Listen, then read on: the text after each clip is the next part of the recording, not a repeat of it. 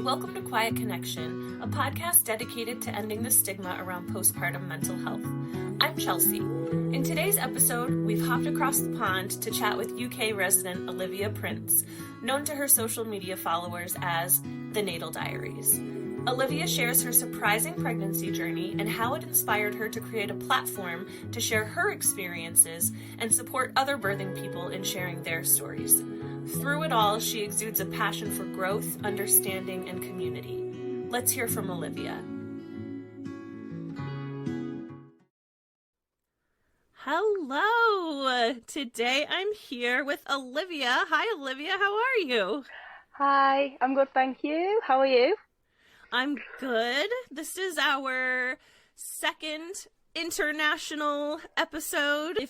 I'm counting off continent. I've done plenty of episodes in Canada, but we've done one in Australia, and Olivia is in the UK. Yes. So, yes, international. It's exciting getting our message further out there. I do this with all my guests, but I have notes on you, obviously, but it would be so much better coming from you. Why don't you introduce yourself and tell us a little bit about what you're doing in the world?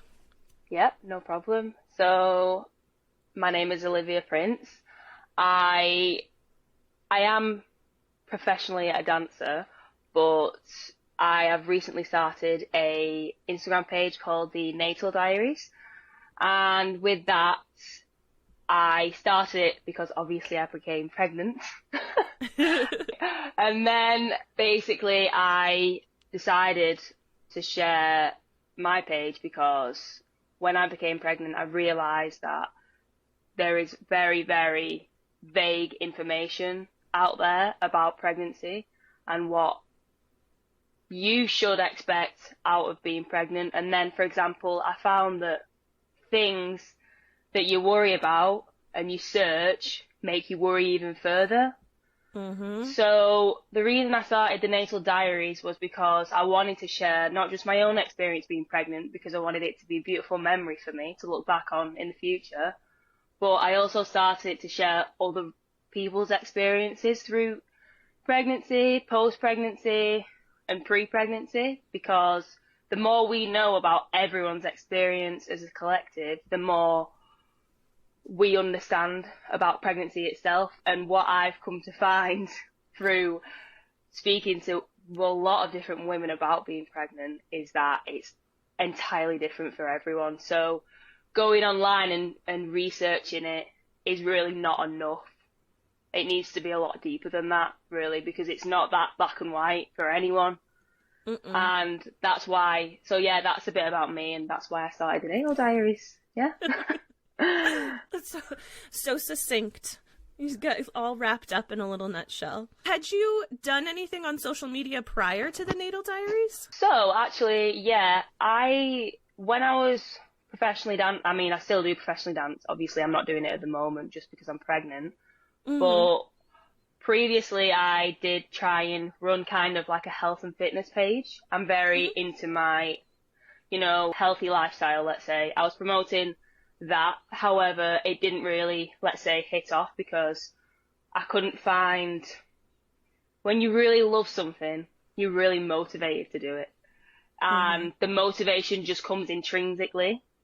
And you wake up every day and you think, I want to do that. But I feel that as much as I love having a healthy lifestyle, it wasn't enough for me to share it all the time, every day, because I find that fitness is very, very, very widespread. And the responsibility of taking on someone else's health is a huge responsibility. And I just didn't want to take that responsibility on. And some of the backlash that you get from sharing health and fitness advice online is a bit, I don't think I would take that very well. Yeah. Whereas with being pregnant, I found that maybe there will be backlash in the future, like when my page grows bigger, of course, because everyone's opinion is different and that's going to happen. However, I find that with this, I'm more passionate to stick by what I believe because I've been through it myself. Yeah. You know what I mean? Yeah. Whereas, like, for example, with women, and being pregnant and having a baby, you know that's a fact because it happened to you factually. And that's what I'm sharing. I'm not being like, oh, well, this diet might work for you and this, you know, it's completely different. Yeah. But Yeah. I love social media. I do. Yeah. You definitely have a knack for it, that's for sure. You grabbed my attention almost immediately. I can't remember if I initially found you through Instagram or Threads. I think it was probably Instagram. I think it was Threads, you know. Was it Threads? Yeah, I think I might have found you. Oh. Yeah, I don't I don't know. I think I did, you know. I've got such imposter syndrome that I'm like, Yeah. oh, somebody found me. Yeah. Oh. No, honestly, I think I did because I remember clicking on your page on Threads. Actually, I do remember it was Threads, and I was thinking, Chelsea has a similar mission to me. Like, we have a very similar point of why we started doing what we're doing. So that's why I think obviously we immediately like connected because, you know, we have a similar goal, which is great. It is. It's so cool. And I think now we're talking about social media, but I feel like Threads specifically right now is blowing up in terms of like people making connections. I have not made as many connections as I have on any other platform than I have on Threads. It's hard to keep up with it as well. Like, it's that fast. It's insane. I don't know if it is just really, really good at targeting your demographic or what, but like it's full of mamas going through pregnancy, postpartum, going through like parenting and stuff. And it's crazy, but I love it at the same time. Yeah, anyway, me too. I told you rabbit holes. I go down there's rabbit hole number one. Basically, what we're saying, if anyone's listening who likes social media, get on Threads because, you know, can I just say, shout out, if she's going to listen to this, to the Buff Mama because she was a massive help because she latched onto my page very early when I just started. Mm-hmm. And she said to me straight away, because I said, do you have any advice for growing my page? Because her page is wonderful. She's got really good content. And it's all like relevant to her niche, so she's obviously knows what she's doing. She knows what she's doing. I was asking for advice, and she just said, "Listen, get on Threads. Like everything is going on Threads." And I went on Threads, and I met so many people. I was like, "Whoa, this is!" I remember my other half. He was excited for me as well. He was like, because I really wanted to. Because I was finding it really hard to find mums on Instagram. I don't know why I was finding it so hard. Do you know what it was? It was trying to find mums on Instagram who are trying to grow as much as you are. Mm-hmm. Because, you know, the mums I was finding already had followers at like 25,000 followers, 50,000 followers. And you can't connect with them kind of accounts because they're already too big. Yeah, they don't even see your messages. You know, and I, to be fair, I actually follow, I keep shouting everyone out now, but I'm going to do it because I'm like that. Yes. There's another account I follow called the maternal tool or the maternal mother, something I need to check. But to be fair, I think she's got over like 10,000 followers, but she's really interactive and I love that. Good. I'm like, wow, a big account that actually interacts. Maybe that's why she's growing so fast. Probably. You know, her videos are going up and up and up, and I'm thinking, oh, it's because she's not got to that point and thought, I've got enough followers now. That interaction is so key when you are on social media. Yeah, and I mean, it is hard work, and I am still working on it. It's really hard work, especially so I've got actually, she's almost 20 months old now, so I have an 8-year-old and an almost 20-month-old, and it's very, very hard to keep up on social media. My toddler will come over to me and, like, push my phone down and go, no, mama. I'm like, okay, I'm sorry, I gotta put the phone down. That's so cute! Sorry. It's cute, but it's also like, oh, geez, I should probably not be on Threads right now. The point, though, that Olivia and I are making is there is a huge push right now in the maternal mental health and the maternal physical health world on Threads. You can find it a little bit on Instagram. Facebook, not so much. But, I mean, my support group is on Facebook. But Threads is kind of where it's at right now if you're looking for other moms to connect with. Yeah. Dads. I found a lot of dads, too. Yeah. Which is really cool. That's surprising. Yeah. It's surprising, but it's nice. It is. It's very nice. I think I'm going to do some shout outs now. Like there's the Montessori dad who I've connected with, and there are other dads who are podcasting about parenting and they have experienced postpartum mental health disorders. Like a couple of them have had postpartum depression themselves. And it's very, very, I mean, it's not cool that they had that, but it's really cool to see the community that's growing. And Olivia's mission is very, very similar to my mission in just that creating that community of people going through this journey. And exactly like you said, everyone's journey is different. And I've said it in a few of my episodes now. Like, I don't like the saying we're all in the same boat. I say we're all in the same storm, but we're in our own boats. 100% agree. So 100%.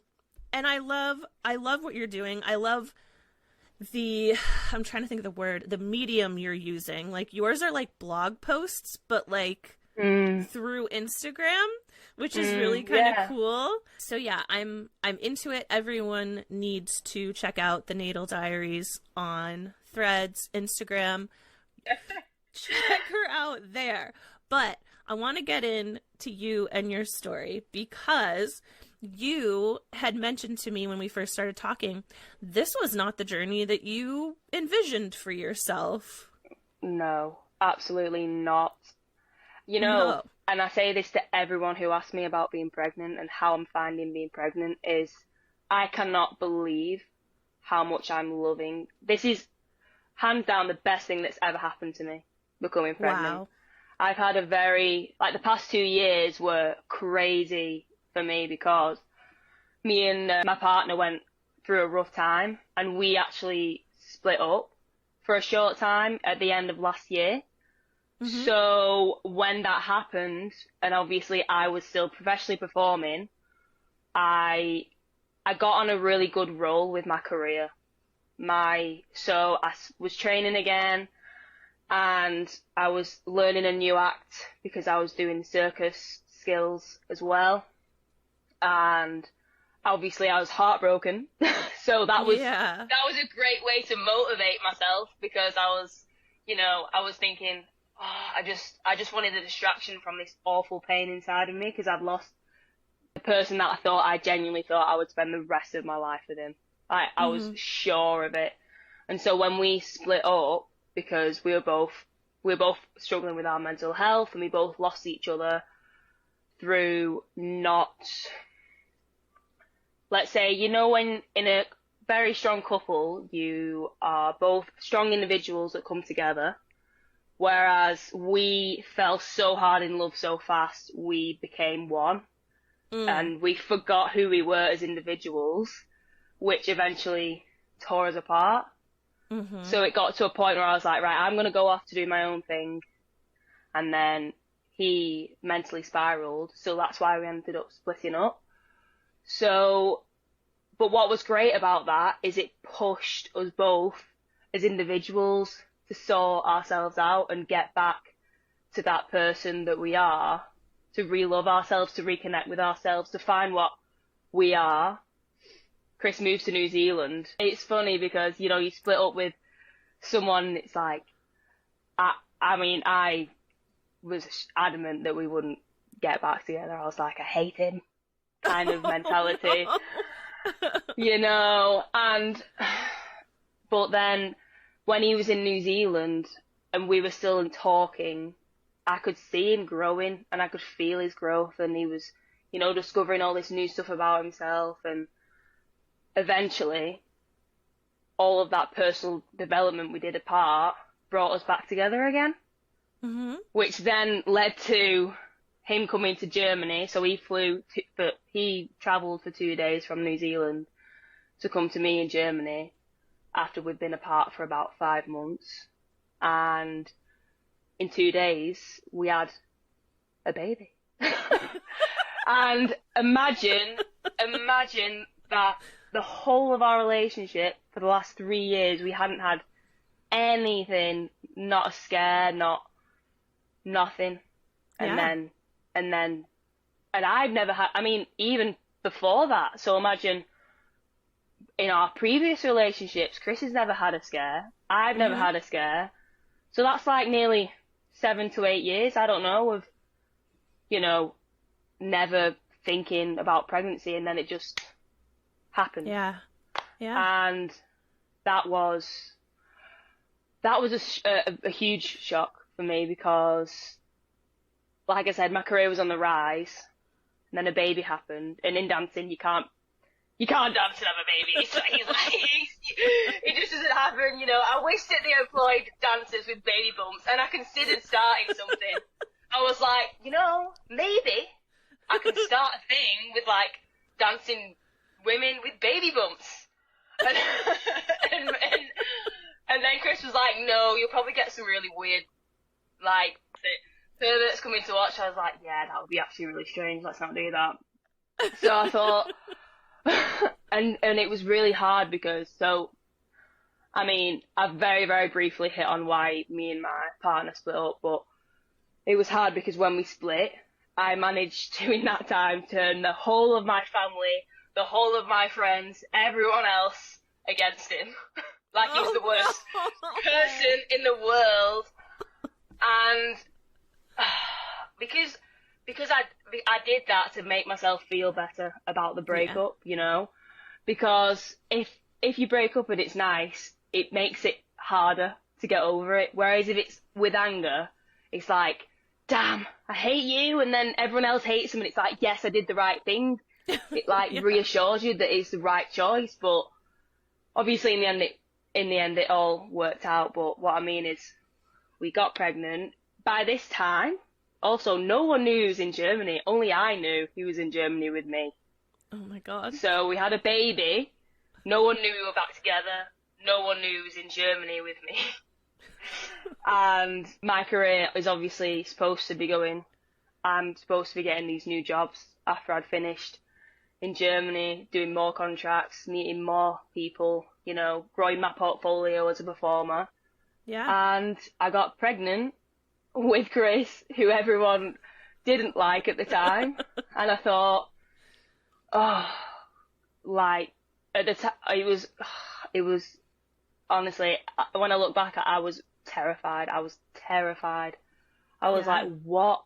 Because people have different kinds of families, but my family are very strongly opinionated, because they care about me, obviously that's with love, but I knew that it would be a long process to get Chris back into my family, which is super important when you're having a baby. I mean, people they can be disconnected, but that's not what I wanted for my child, So when that happened, I kind of me and Chris said, listen, we had we didn't just decide, okay, we're keeping it, by the way. That's not what happened either.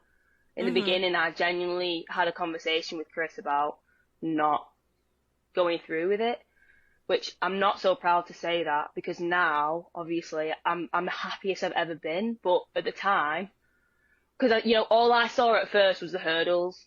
Yeah. I was like, oh my God, there's way too, I wanted to run the opposite way. But there is nothing I can say for women who get a pregnancy that's a shock. Before you decide to run away, really consider how bad or how difficult the hurdles are to overcome. Because the thing is, what made me push forward was, number one, what did I really want? What did I truly want? And when I asked myself that, I wanted to go through with it because I was with the man that I loved. We promised each other, because we had previous experiences, like I said, with not thinking that we could ever get pregnant. So we thought, you know what? This could be our only ever baby. And if it is, we don't want to miss up on this opportunity. So we were like, that's a huge thing, number one. Number two, that's what I wanted. when I really asked myself, I was like, yeah, my life's not ready, by the way. It wasn't ready at all. There was nothing about my life that was ready, you know. But I thought, I am a strong person and I do run at things head on and I learn fast. You know, I kind of went to all of the good things about me and thought, you know, I'll hold on to them throughout pregnancy. You know what I mean? To grow as a person. Yeah. Because 9 months is a long time. Yeah, it is. You can learn a lot. And, you know, a lot can change in that time. If you want something and if you're committed and you're motivated, so much can change in such a short space of time. You know, it has to be that self-belief. And I had that at least. You know, if they're my family and my friends and they love me as much as I think they do, this will work out and people will come together in the end for my sake, you know. Yeah. And lo and behold, it did. You know, we came home and, I mean, the first thing I did, obviously, was tell the people that I was back with Chris and that he was living with me in Germany. That's the first thing that I did. And, you know, all of my friends were super understanding because they knew what Chris meant to me. They knew, you know, they were just like, if that's what you think's best, then, and that's what I'll say to people as well is, people that genuinely care for you will want the best for you and they will listen and they will give you that extra time, won't they? They won't just say, oh, well, you know, because that's not gonna do anything. When people react, for example, if I said to my friend, oh, this is what I really want, and they responded to me in a negative way, I suppose that would, for me, that wouldn't be a good friend, because I wouldn't respond like that to my friend, because it's that trust is what I'd say, is the trust. It's a trust in your friend and saying, you know what, if that's the decision that you want to make, I trust you. It's different, you know, when you get, we all will nod our heads when we hear this, the people that go back to the same person doing the same thing and it's the same cycle, you know, and then your friends come into you and they're saying to you, oh, I'm going back to this person. And you say, and at that point you think, all right, I'm going to give up on you a bit now because I've given you advice, you haven't taken it, and you're still stuck on that merry-go-round. Whereas that really wasn't the case for me, you know. As soon as things started to come really bad, I separated myself. And when I saw the opportunity was there for me and Chris to regrow as a couple, you know, I took it. And my friends had faith in me to make the right choice for myself, you know. Yeah. And then obviously we got to the UK. We both got back to the UK. And the first people that we told about being pregnant was Chrissy's parents. And they were really happy. They were like, wow, like that's amazing news. And that got me so excited. I was like, yeah. And I think I was back home for about a good month before I told my mum about being pregnant. I was avoiding it. I was avoiding it so much because she was already really wobbly about the fact that me and Chris were back together. She was already so worried about that reconnection that me then saying to her, by the way, I'm also having a baby, would be, you know, quite the shock. I know, yeah, and I know it's not because, it's just because she's protecting me and she's just worried about me and she saw me go through a lot with our breakup and other things that happened, and she would just probably freak out and think, you know, because it's a big deal to have a baby with someone. So obviously I went to my first scan, so we actually didn't know. We actually didn't see Theodore until I was 11 weeks because I was in Germany for the first 10 weeks performing. So when I got back, they booked me in for an emergency scan to see if everything was okay.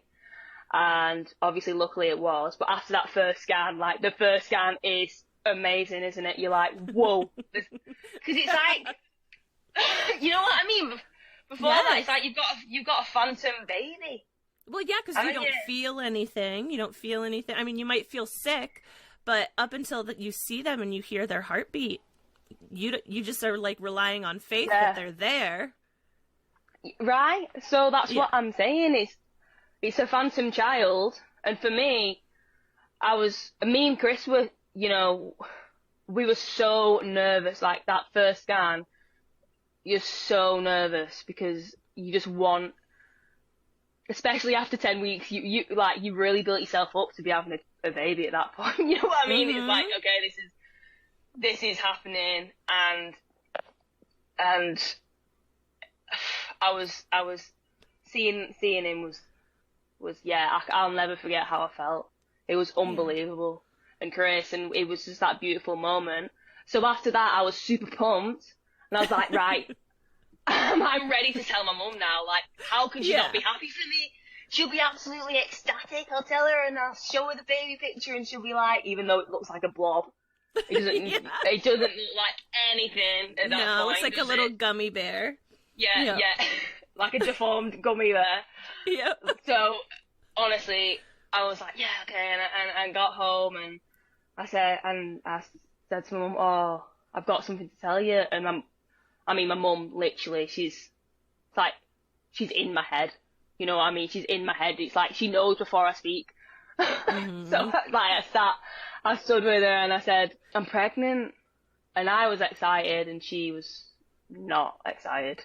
Oh, no. She was like, she was not excited. She was like, well, what are you going to do then? And I said, oh, well, obviously I'm going to keep it. And she just walked out of the room, and I obviously I cried. Yeah. And it was, I'm really working on my emotional reactions to things. It's really hard not to go to 100 at that point, but I did. I went from 0 to 100. I was crying. I rang my sister. And it all happened really not how I wanted it to happen, because I rang my sister and then I told my sister that I was pregnant through being upset about the mum situation. Right. And my mum she ran upstairs, told my brother, she rang my dad, told my dad, and I felt she took that news away from me a bit. Which was hard. It was really hard because it's supposed to be this kind of, it's not supposed to be because it's not supposed to be anything, it's different for everyone, but I wanted it to be a happy moment, but it really wasn't at that point. It was really, really, it kind of felt like it was a burden on my mum at that point. But you know what? That just shows you about initial reaction, because after that happened, and after we all went from level 100, and as we all started to come down, my mum had realised that actually this is good news, she was happy for me, and she kind of came to the terms of everything and was just genuinely excited to have a grandbaby for the first time. Yeah. So, in the beginning it was all a bit messy, but afterwards she was super remorseful about how she'd responded.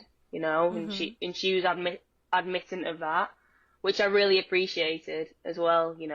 She was sorry about the way she responded, and we afterwards, my parents really conformed and came through, and both parents, my parents, Chris's parents, have been huge. That's one thing that I've said to people as well is, obviously, if your life isn't ready, what's super cherishable is your family and your friends, because they give you so much comfort when you need it at that point, because you have no idea what's about to happen if it's your first child, aren't you? You think, I was really in panic mode for the first 2 months. I was, because I remember like from the beginning, following you from the beginning, there was a lot of that anxiety, and you could sort of sense that, but as your followers have like been able to go on this journey with you, like, I just want to say, you're expressing it so well when you're talking about your experience, but like your drive for growth and like acceptance seems to like eke out into your whole family and your whole like village, because you took this situation and you all kind of came together and just like grew. And again, your story to tell, but what I have seen is that you have used this situation as a real opportunity to seek out the positive, seek out growth in yourself, seek out growth in your relationship. And we're going to get deeper into it, but with what you're doing and talking to other moms and other people who are going through it, you want to learn. Like, that's the biggest thing that I love about you, is that you just want to learn. You want to learn, and you're not like you said in the beginning, there was a lot of anxiety, but as you're learning more, you're not like freaking out anymore. You're like, okay, this is a vision of what I want, but I'm also acknowledging and supporting these other women in their journeys too. Yeah, exactly that. Because, yeah, you know what? Because I one thing that I find hard sometimes is I am this person, and I have grown and grown and grown and honestly flourished in the last 9 months. Mm-hmm. But sometimes I find it hard to talk about flourishing, because I know some women have such a hard time during pregnancy. Yeah. And I don't want, and this is why I always say in like most of my posts, everyone's experience is different. And this is from my experience, because I know that some women could possibly feel not beaten down, but a bit disheartened about the fact that I've had this amazing experience, you know, because it is hard to know that. I mean, I find it hard to be that person, never mind actually being that person that went through a hard time. And that's why I want to conform with all types of pregnancies, because I want people to know that even women that have a really hard time do get through it, and they do find a positive in that experience regardless. Like, that's what I really like about sharing. Some of the I've shared some really, like, when obviously if people go onto our page, they'll read some of the stuff that I've shared on there, and they'll realise that no matter what some women have been through, which have sometimes been unimaginable for someone like me, they've found such strength in that at the end, and I have so much admiration for that, because, you know, at that point, it's like sink or swim, isn't it? Yep. With that kind of stuff. And that's why it's so important to share the women that find positivity regardless of their experience. You know, they don't, like with you, like with plenty of other women I've shared, you don't kind of hold on to that and make it an excuse for everything else. You know, it's like, well, I've had this experience, I've got through this experience, and I want to tell you how you can do it too. And I love that. I love that.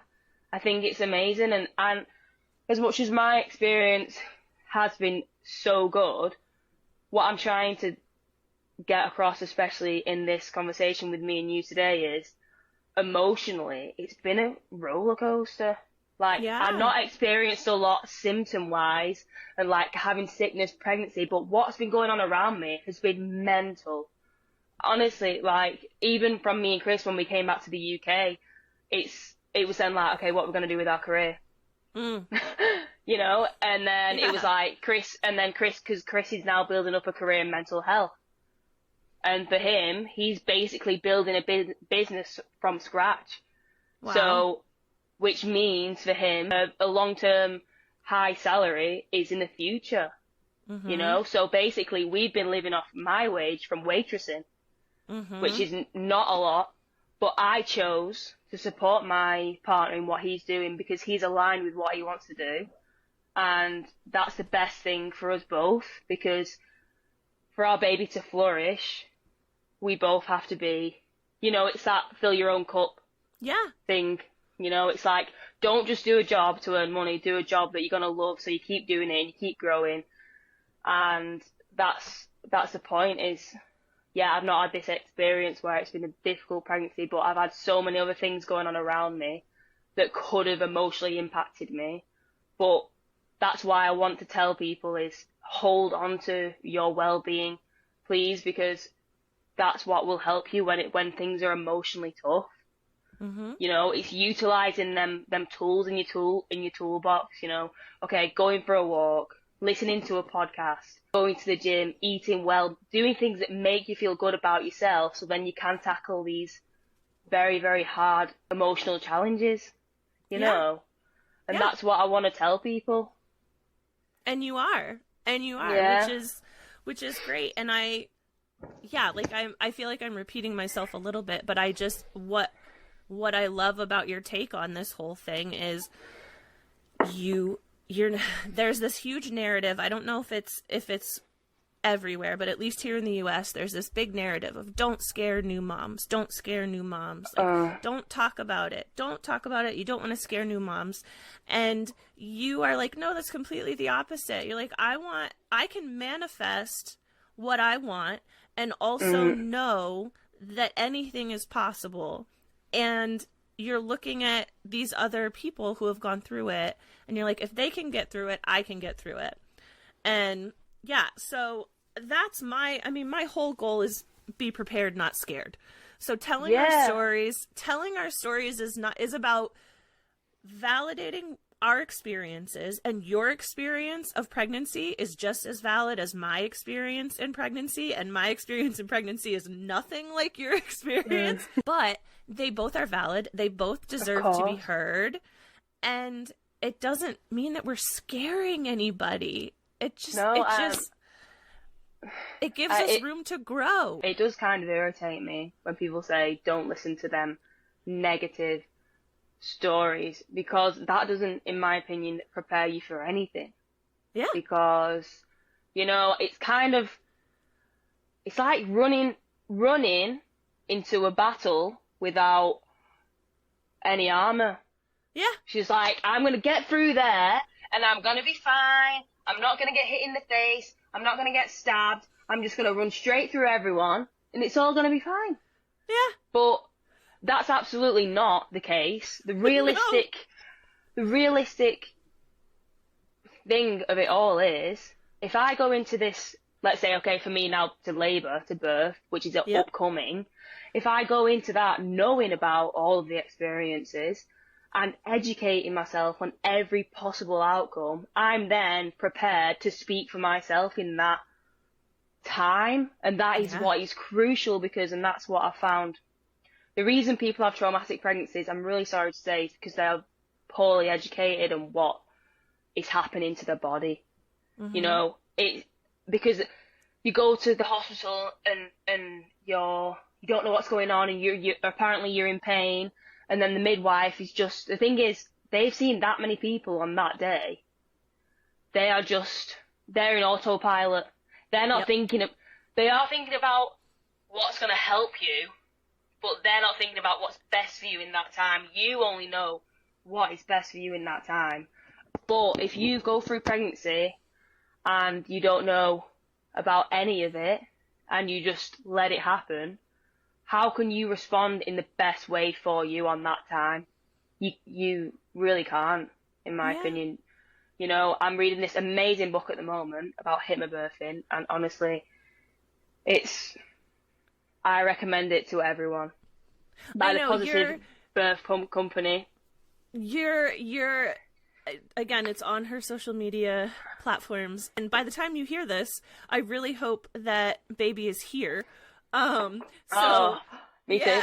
But your idea for your birth plan is so beautiful. I hope beyond hope that it goes the way that you want it to, because it's absolutely and it goes right along with your attitude through this whole pregnancy journey. Like, you want to be able to advocate for yourself. You want it to be a moment of connection for you and your partner. You want to do a water birth. I wanted to do a water birth so bad. I wasn't able to, but it's beautiful. The vision is beautiful, and I really hope for you that that it goes the way that you want it to. But I love that you acknowledge, like, it could go sideways. It could. And I'm still going to be okay. Yeah, because it's how you respond in that moment. Yeah. Mm-hmm. So if someone tells me, okay, this is happening and it's really scary, and I've got all of these stories in my head, okay, of all of these women that something similar has happened to them and they've got through it, that's good for me in that point, because I'm holding on to that woman in my head thinking, okay, this has happened to someone before and I can get through this. If I respond in a calm manner, you know, breathe in, need to do it. Don't stop breathing, please, ever. No. But honestly, yeah, so I'm thinking that's why I'm quite happy. And obviously I read stories and I think, and I do get intrusive thoughts. Yeah, you know, of course, I think, of course. wow, this could be awful. But the thing is, if it is, it's what they said in the book today when I was reading it. It's about how the experience is for you. Okay, your birth plan might not go the way you wanted it to, but still, you can still respond to the other things as you planned to respond before. Yeah. So even if they tell me, yeah, something really traumatic's going to happen right now, at least I can then go, okay, I'm going to listen to some music, I'm going to do some breath work, I'm going to give myself some positive, you know. Yep. That's the thing, is you can still respond how you were going to respond if you were going to have a water birth at home and it was all going to be tranquil. You know what I mean? You're still you. You're still in control. And that's what I want. That's what I want, is no matter what, I want to feel emotionally in control of whatever I'm told, which I know is going to be hard. I'm not thinking that at the time, I'm not going to, I'm going to be like, oh, it's fine. I'm Yeah. Yeah, but that's what I think, and I do not think at all not knowing about them stories helps. But I do see that a lot of midwives tell you not to read about it. Yeah. You know, and I understand it. I mean, I understand where they're coming from. But I'm also very, very adamant that all stories need to be heard. The good, the bad, the ugly, the in-between. I'm here to tell you, not pregnancy, but labor and delivery is not rainbows and magic and sunshine. It's blood and guts and poop. But that doesn't mean that it has to be a scary, traumatic experience. And just like you said, if something happens and your doctors and midwives are like, oh, hey, Olivia, by the way, we're going to get you out of the tub because baby's heart rate's slowing down, or this, that, and the other thing. Yeah, you're going to stress out. You're going to be stressed out, but you're also going to be like, I can get through this. People have got through this before me, and I can get through this. It doesn't mean that the stress and the scared feelings aren't there, but you're prepared. So you have now heard lots of stories and spoken to lots of women and birthing people. What are your hopes for the world of maternal health care and mental health care in the future? Like, what do you hope that looks like? I'm going to be honest.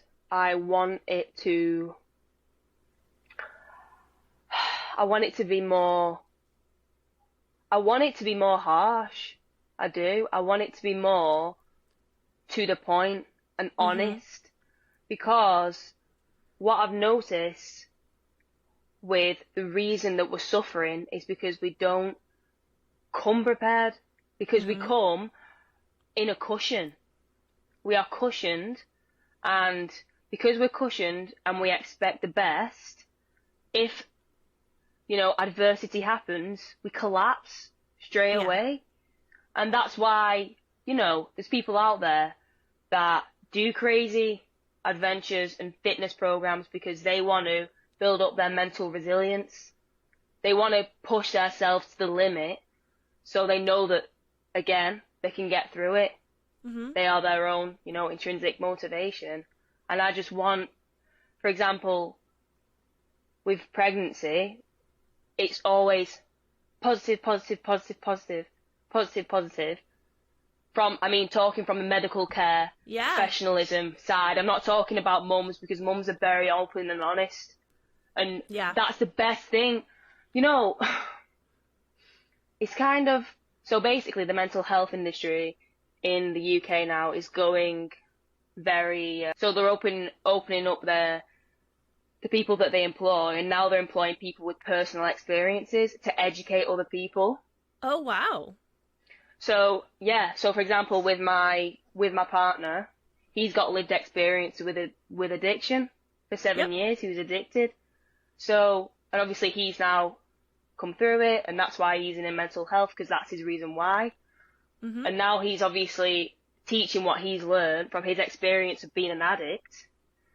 And I think that's so benefit. Like, in the maternal world, wow, I've latched on to women more than the professional healthcare side completely. Yeah. And it's something that I genuinely think the healthcare system could benefit from, hiring people that have been through anything. You know, any mental health issue, pregnancy, being, you know, someone with bipolar, someone who's been through cancer, getting these people into these hospitals and helping people see that they can forget all the facts and the science.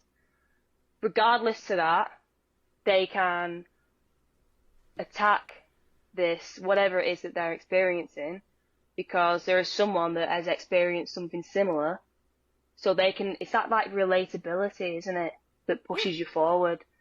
And that's what's helped me so much with other mums. It's like, maybe I'm having a completely different experience to what you had when you were pregnant, but motherhood just like glues women together. And it's fabulous.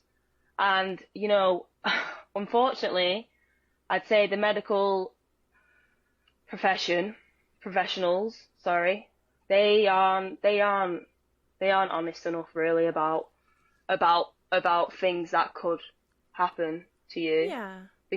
And that's why I think that's why we are affected so badly sometimes when we have a traumatic experience as a pregnant woman, because they paint a very, very, very beautiful picture through the whole time. And you know what? I love that. Of course, I want it, because pregnancy should be beautiful. It should be, and but it's kind of, I don't know how they would do it.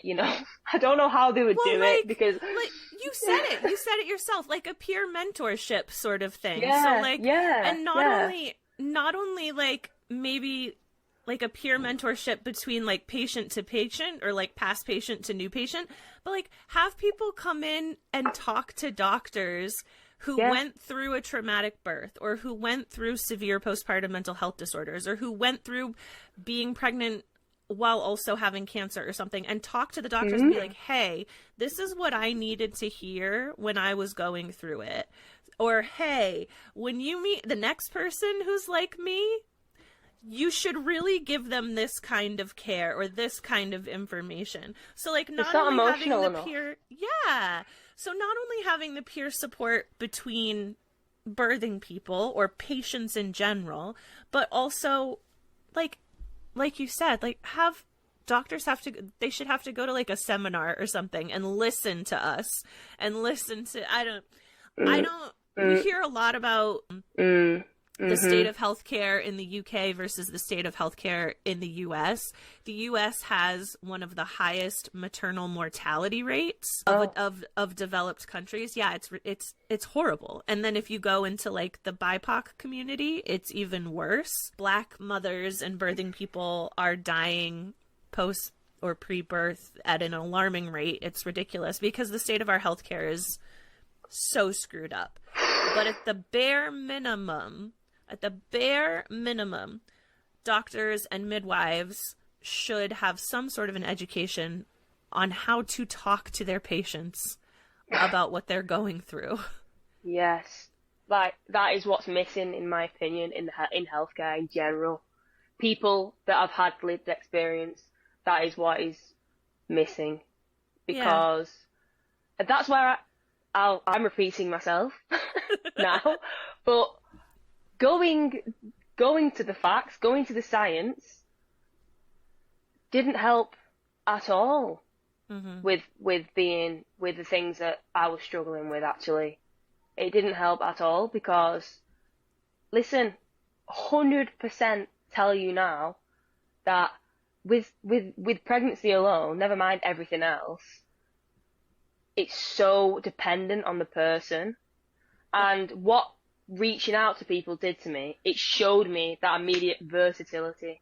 I was like, right, okay, so this is not, okay, this is happening, or this is happening, or this is happening. It could be literally anything. It could be anything, you know. And I think it's hard though at the time when something, so for example, with my pregnancy, when I went through a phase of bleeding, so hard not to immediately panic and think the worst thing is happening, you know. Of course. But at the same time,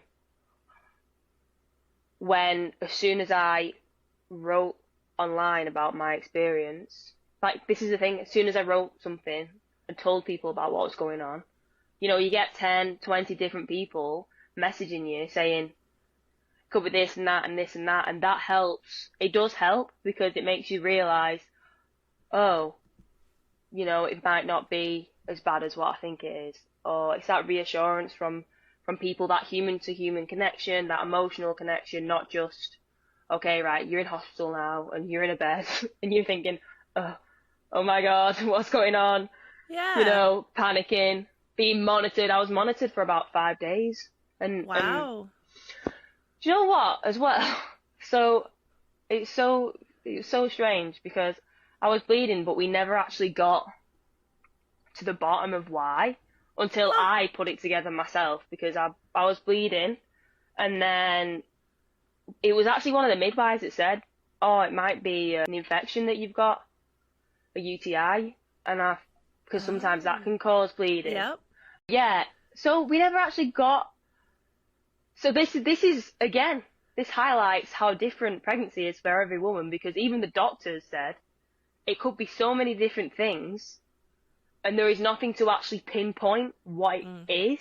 And that's why they have to monitor you, because if it is something that's bad, and I at the time had a low-lying placenta, and I start bleeding out, then obviously it's a huge emergency, because you don't want to lose so much blood. So obviously there's so much blood that runs through your placenta, right? Yep. So that's why they had to monitor me for so long. We didn't actually get to the bottom of it, but by the time I was leaving the hospital, again, I was the one to say, I thought it had something to do with the infection. So they did, and I had to push for that, because they eventually gave me some medication to get rid of it, to clear it. And then my bleeding stopped after that. So obviously I think that did have that was what it was coming from. Yeah. And so basically, but what I was trying to say to my other half as well is, if something happens to you, do your best to try and know yourself what's going on.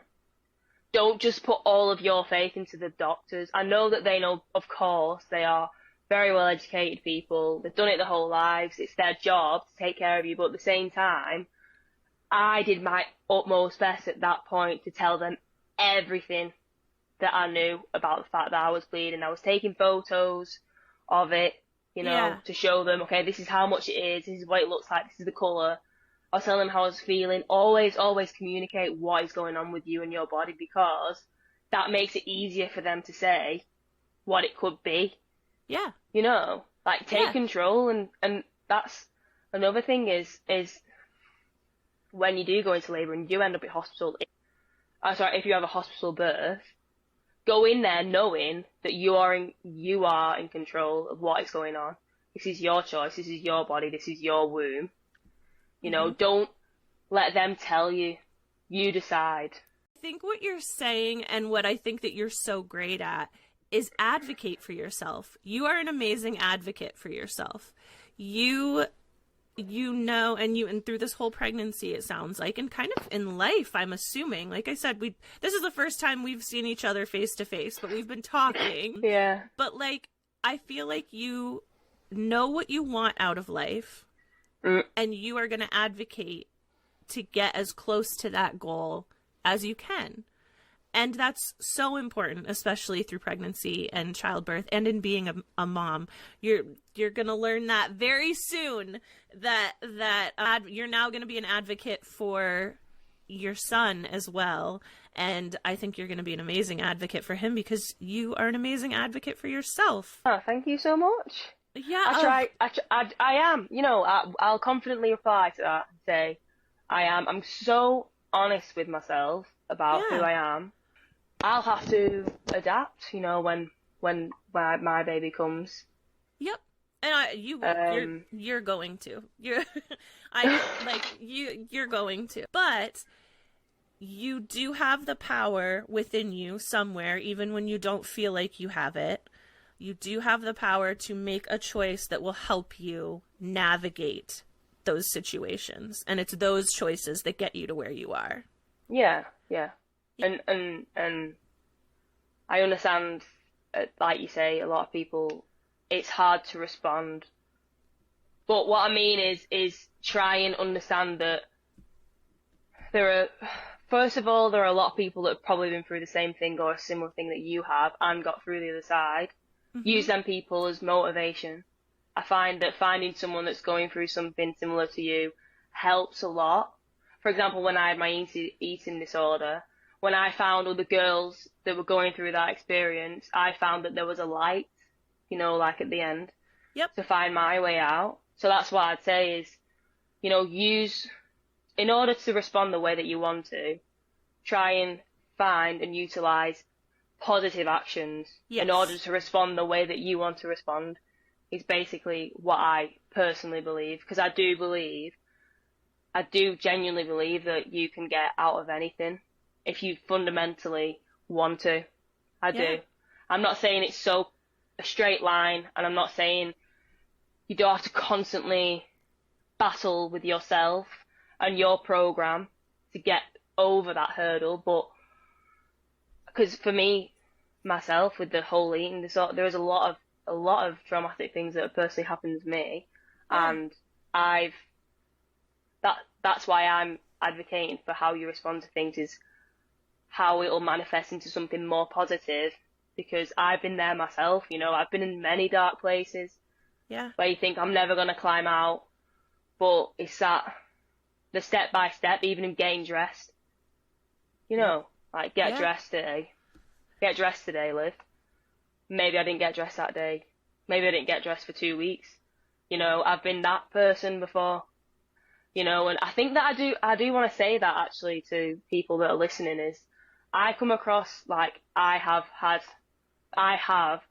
always been this kind of upbeat person and being able to respond well, but I've not. Like, there's been times where I completely lost that side of myself and I didn't recognize myself anymore. And sometimes it feels a bit, no, actually it's not. I wouldn't say it is easier if you've been in a good place before and then you fall, because you know how to get back. Yeah, because I remember almost harder. Yeah, it's almost like you beat down on yourself more, because it's like, oh well, you've been this amazing person before, so why can't you be that person? Why can't you be that person? And it's like, as in yourself from before. Yeah. But the thing is, we should just strive to be someone, so not who we were before, we should strive to be someone new and someone more evolved. Do you know what? I'm going to say has to be, because it does. It has to be that small. Yeah. It has to be that small. And that's, personally for me, when I was at the point where I wasn't getting dressed, or I wasn't getting in the shower. I wasn't getting in the shower, I wasn't getting dressed. I wasn't, you know, speaking to anyone. I was binge eating, let's say, like all of the common, you know, symptoms of being depressed. If you think about even getting outside first, you will stay in bed. Yeah. You know, it's too much to handle. It's too much to handle thinking about being outside, and even it's so mental. Even like and your mood can change very fast when you're in that place as well. Like 1 minute you're in the bath, and you're like, oh my god, I feel so much better. But then your mood can be no, actually, I'm going to get back in bed and stay in bed for the rest of the day. But at least that day, you have to hold on to the fact that you had a bath that day. Yes. And celebrate You know, that. Yes. Yes. Exactly. And it sounds so silly now, because now that's just part of my routine, and now I feel like, obviously, I'm not how I felt then. Yeah. But you know what? You're always that person, and that person is always around the corner, to be honest. Anything can trigger you back into that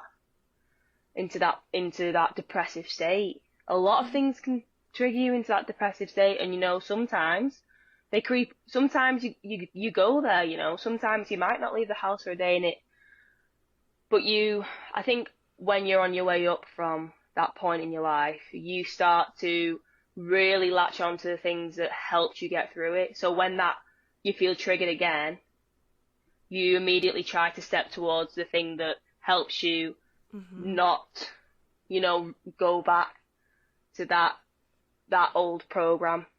Yeah. Yeah. So that makes perfect sense.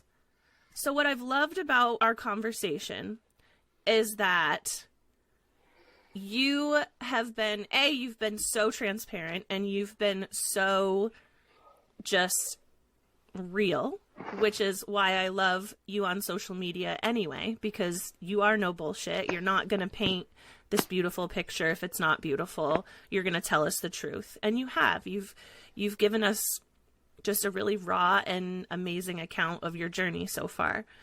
And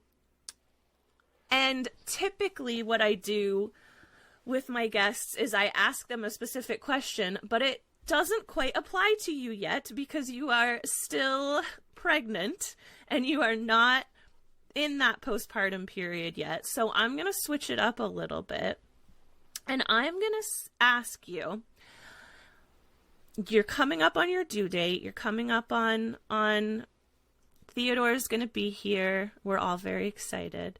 You want to instill something in yourself to get you through that experience and through that initial postpartum period. Because just like you said, you can manifest it, but you don't know what it's going to look like.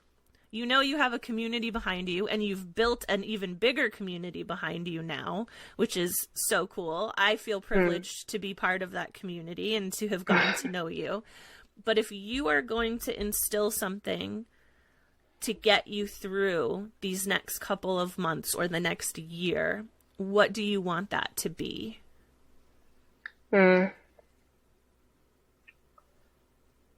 Definitely acceptance. Definitely acceptance, because I think with what's coming is going to be more than a challenge. I'm going to be honest, I think I am quite naive to what's to come.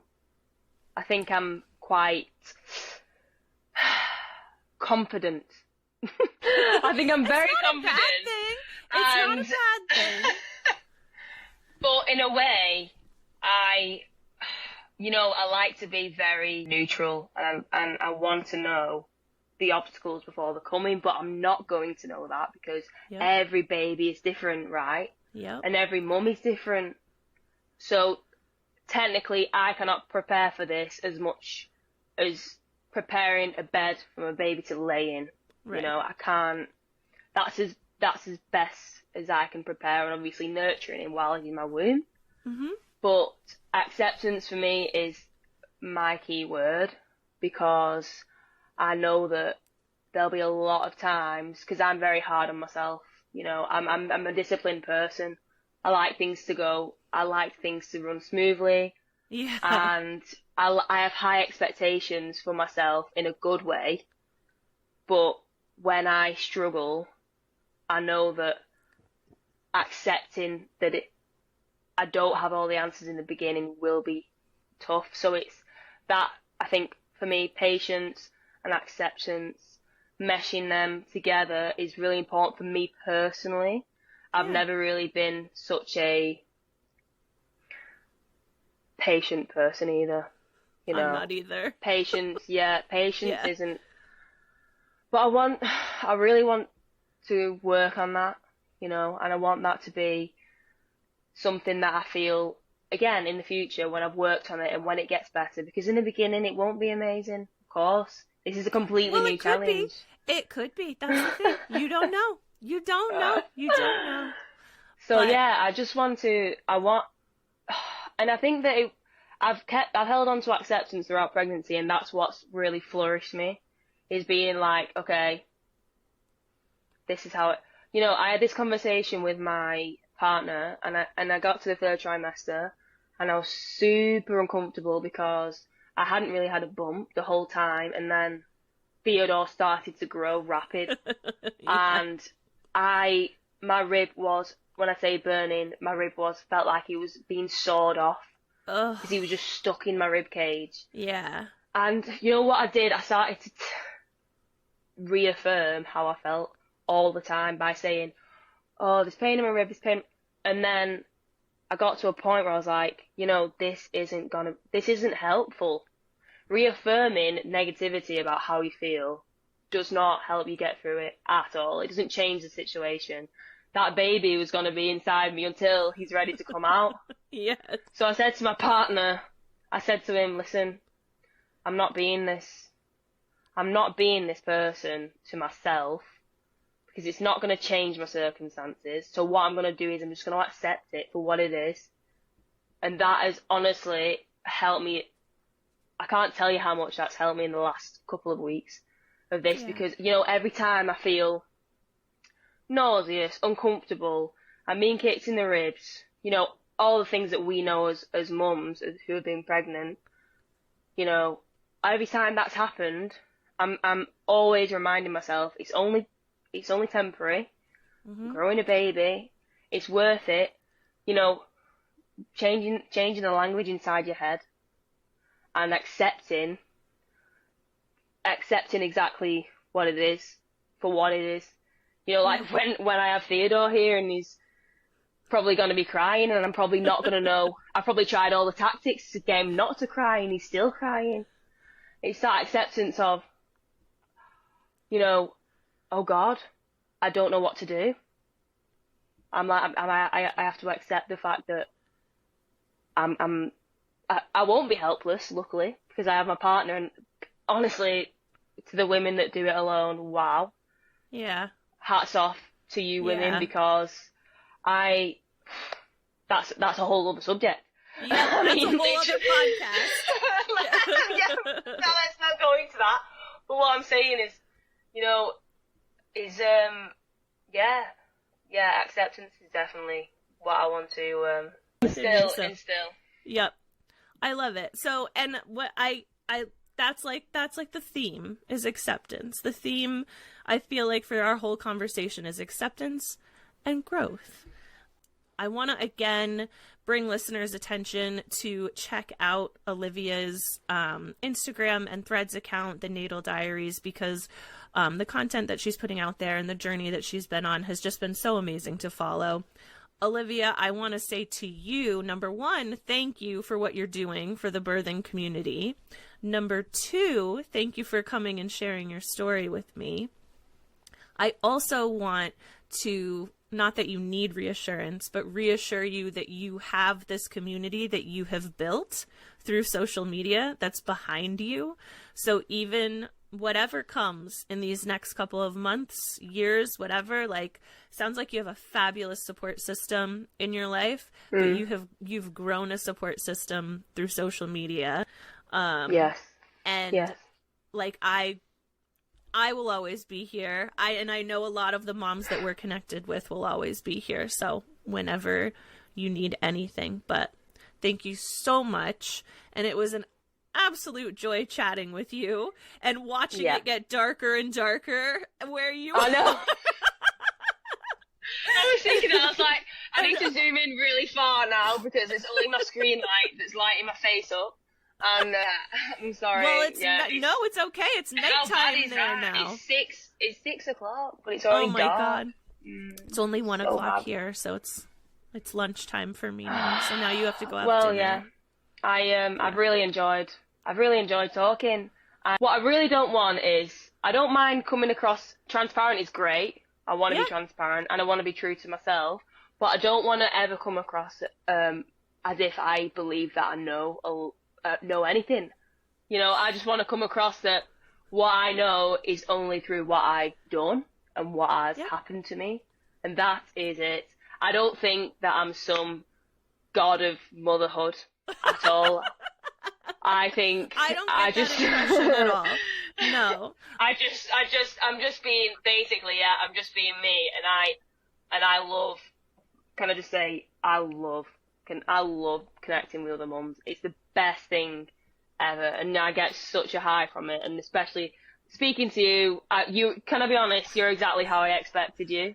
Just very... I don't know if that's a good thing or a bad No, for example, you're just such a nice, warm energy, you know, and that's so nice, because I was thinking, you know, I'm coming on to... I've never done a podcast before, so I was thinking, what, you know, you think all sorts of things, what if I say this and what if I say that, and what if I overshare? That's another thing. You think, what if I say something I shouldn't have said? Yeah. But no, honestly, I've really enjoyed. Thank you for letting me speak and helping me out in times that I've needed it as well. Yeah. No, I think you did a beautiful job representing yourself, and no, really, I do. Let's just spend the next 30 minutes telling each other really good qualities about each other. No, but... yeah. So everyone can just sit and listen to us saying really nice things about each other. I'm very excited for listeners to hear this episode and to check out your work. So thank you so much. Thank you again, Olivia, for chatting with me and for all the work you're doing to amplify the voices of birthing people around the world. I'm so thankful that our paths crossed, and I'm excited to see where this adventure takes us. You can keep up with us on Quiet Connection by following us on Facebook, Instagram, TikTok, YouTube, and Threads at Quiet Connection or at Quiet Connection Podcast. You can help our community grow by reviewing and sharing our podcast on social media. And you could also consider becoming a Patreon member and gain access to things like bonus content and ad-free listening. To share your personal journey, you can contact us through our website at quietconnectionpodcast.com or by email at quietconnectionppmh@gmail.com. Join us next time when another story is told and you realize you are not alone. I see you.